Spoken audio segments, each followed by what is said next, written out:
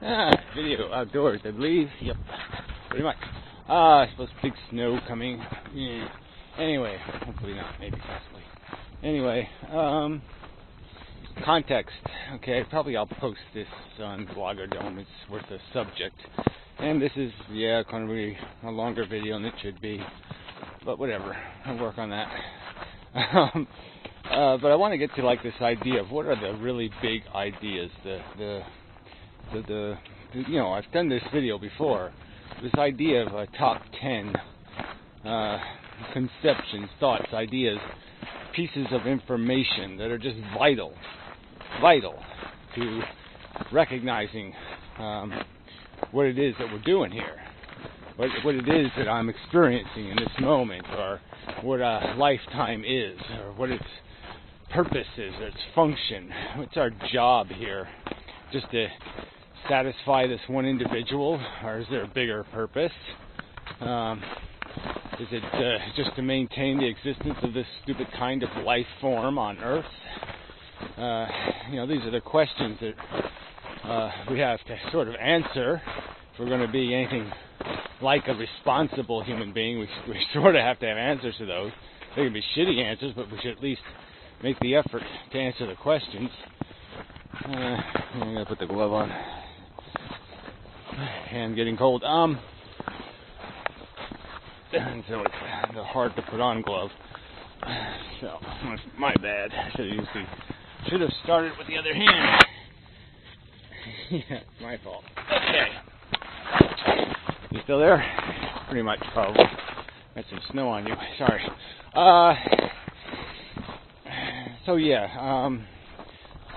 The big one for me, right? The top 10, this number one answer. We'll start with the top. Screw that working your way up. It's evolution. I mean, that's the big one. All right, that's the context of our existence. Is a single cell, 4 billion or so, 3.5 billion years ago, happens. One that things smash together and it creates a thing that now, when it splits apart, both the parts survive to do the same thing, to split it in half and survive, and then to split in half and survive. And that's what started it. Just this chemical reaction.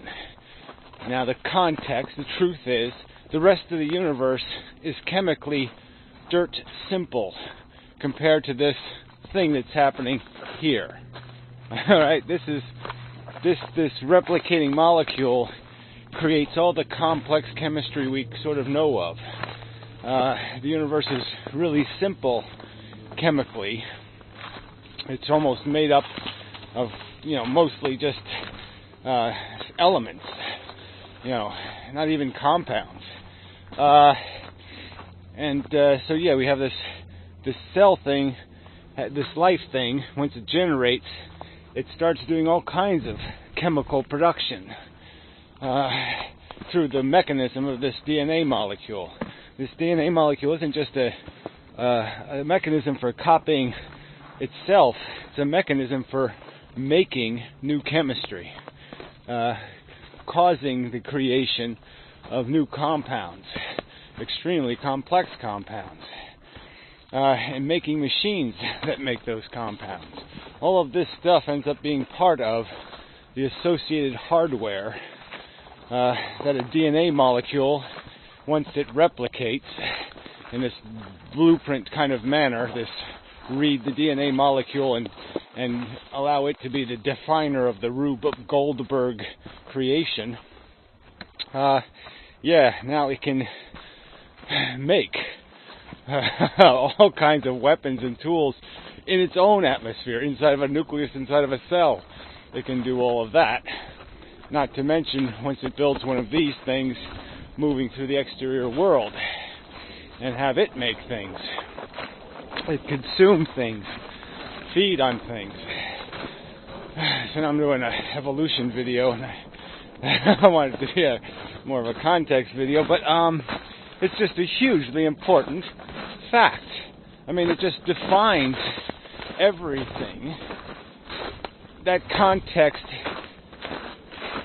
spills onto everything in a substantial way, trees are different things once you accept that context, that this has been evolving, and the lichen that grow on it has been evolving, that these are machines growing out of the ground, built incrementally, gene by gene, through a process of experimentation, crude experimentation, where you just make a zillion of them, and the two that survive replicate.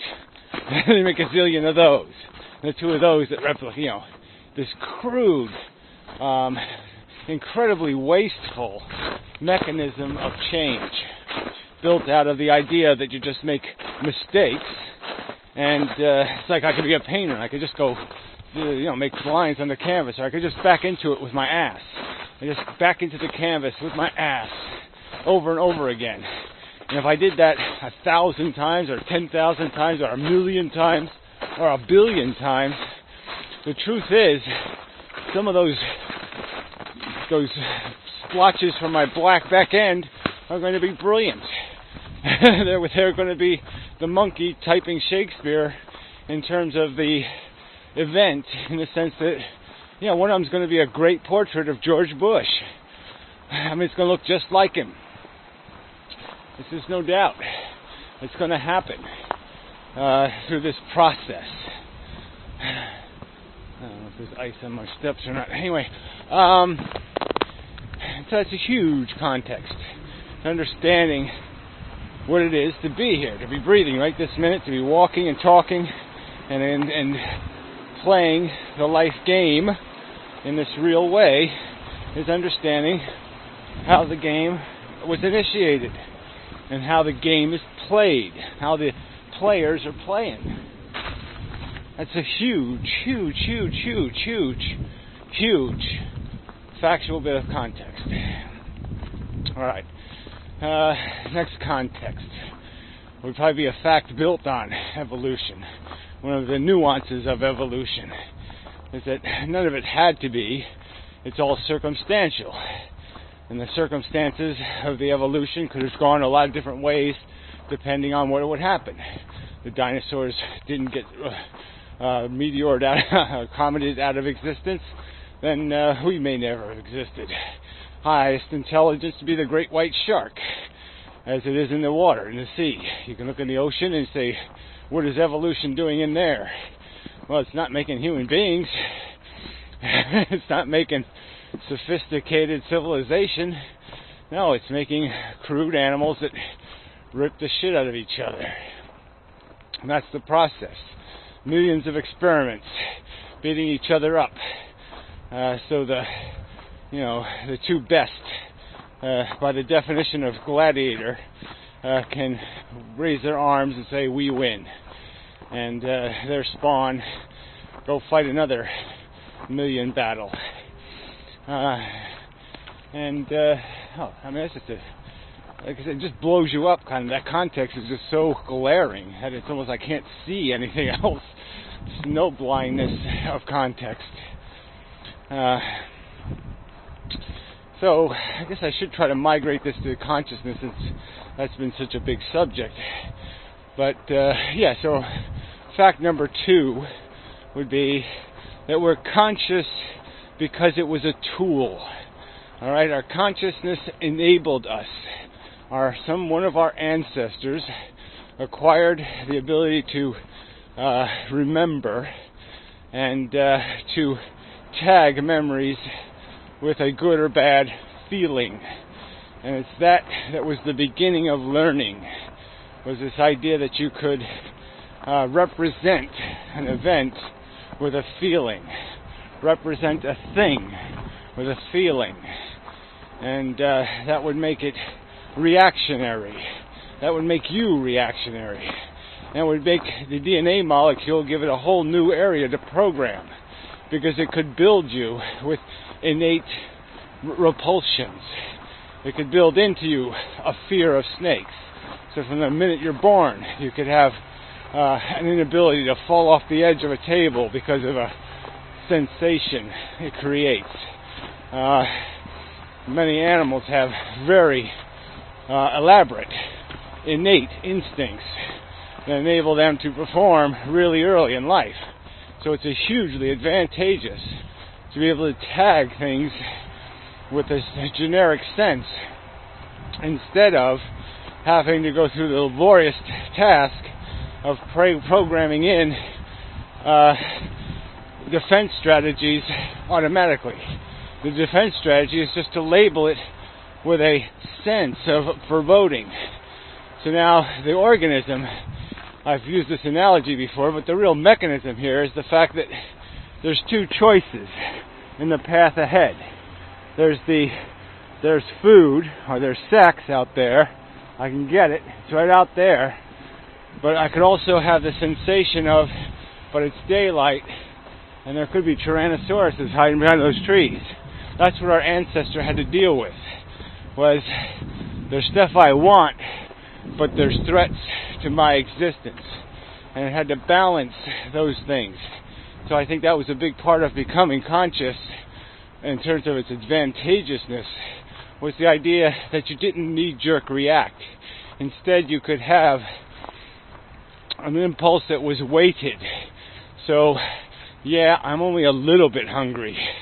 Yeah, I'm only a little bit horny.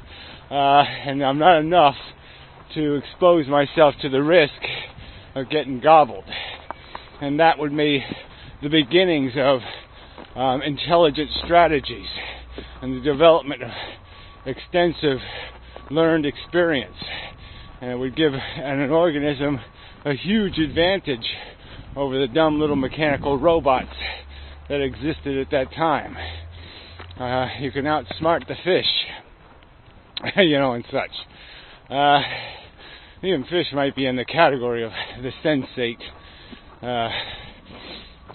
because they're pretty clever at capturing their food. But the point is, the advantage would be obvious, and the fact that so much of the life that we recognize on Earth has this capacity is a reflection of the fact of its huge value. The third fact would be that high intelligence, the stuff we've been doing for the last 10 or 15,000 years, where you write stuff down in books and you learn about what thunder is and lightning and mechanical processes and microorganisms and all that stuff, that has unproven value. The value has been being emotional organisms with some rational capacity. But obviously, the reasoning capacity becomes a threat when, you can construct your own, nuclear annihilation. So we haven't survived high intelligence very long by nature's judgment. It hasn't been thoroughly tested yet. And I think it will fail just because the cruder nature of the animal, the reptile that we still are underneath it all, is still more dominant. The memes of philosophy are so much weaker in the pop culture of the simian tribes. Yeah, they haven't figured out how to contextualize their existence, understand themselves as animals, as feeling things first and thinking things second, and that they have to, if they're going to be wise and truly clever, they're going to have to understand how to restrain these crude motivational mechanisms and discipline them with rules and ideas and strategies that will make them more benign and less dangerous in the hand. It is simply putting, the nuclear hammer in a chimpanzee's hand. It's not a good idea. And we are still chimps. I think we're less than that, but whatever. So anyway, I guess what I'm saying is, this is the huge context, is evolution. And almost all the other facts that are going to be mentioned as in the top 10 big facts of our reality, the other facts are almost all going to be related to that first fact. Because that first fact is the That's us. That's the game. We're an infestation on a fucking planet. That's all we are. Not all, but I mean, that's all we are in origin. That's all we are in rudimentary purpose function, design function. And if we're going to be something more, we have to build it out of something other than that process or that truth. We have to find something else to build it out of. Because the truths of evolution don't give any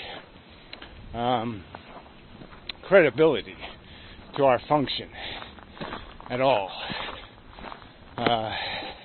Unless you're, again, infantile, reptilian, and think winning for the sake of winning is victory, or winning a rigged fight is victory, or replicating for the sake of replicating, and all that. There's no victory in that. Victory requires something more than for the sake of itself. It needs to be for the sake of something, and that something